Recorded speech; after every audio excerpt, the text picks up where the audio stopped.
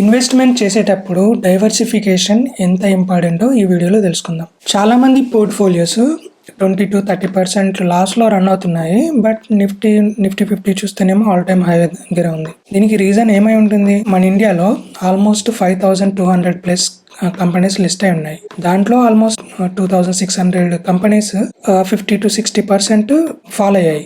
At the same time మీరు గమనిస్తే Nifty 50 మాత్రం పడలేదు. దీనికి రీజన్ ఏమై ఉంటుందంటే నిఫ్టీ 50 ఓన్లీ టాప్ 50 కంపెనీస్ని రిప్రజెంట్ చేస్తుంది.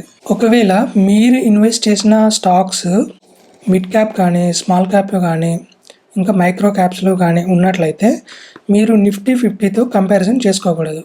ఓన్లీ మీరు ఇన్వెస్ట్ చేసిన స్టాక్స్ టాప్ 50 కంపెనీస్లో ఉంటే అప్పుడు మీరు నిఫ్టీ 50తో కంపేర్ చేసుకోవాలి మీ పోర్ట్ఫోలియో. అసలు మార్కెట్లో ఏం జరుగుతుందో ఒకసారి చూద్దాం. మీరు గమనిస్తే ఇది నిఫ్టీ 50 చార్ట్. ఇది ఆల్మోస్ట్ ఆల్ టైమ్ హై దగ్గర ఉంది. సిమిలర్లీ ఇది గమనిస్తే మిడ్ క్యాప్, ఇది కూడా ఆల్మోస్ట్ మీకు ఆల్ టైమ్ హై దగ్గర ఉంది.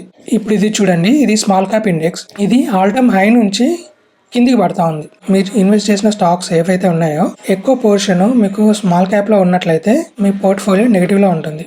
అందుకే నేను చాలాసార్లు చెప్పుకుంటాను, మీరు ఇన్వెస్ట్ చేసే ప్రతి రూపాయి కూడా అది స్టాక్స్ కావచ్చు, మ్యూచువల్ ఫండ్స్ కావచ్చు, ఏదైనా కావచ్చు, దాని డైవర్సిఫికేషన్ కంపల్సరీ ఉండాలి. సో కొంచెం పోర్షన్ మనము లార్జ్ క్యాప్లో, కొంచెం పోర్షన్ మిడ్ క్యాప్లో, కొంచెం పోర్షన్ స్మాల్ క్యాప్లో ఇన్వెస్ట్ చేస్తుంటే మీకు హెవీ లాసెస్ కాకుండా బ్యాలెన్స్డ్ రిటర్న్స్ మీకు వస్తాయి.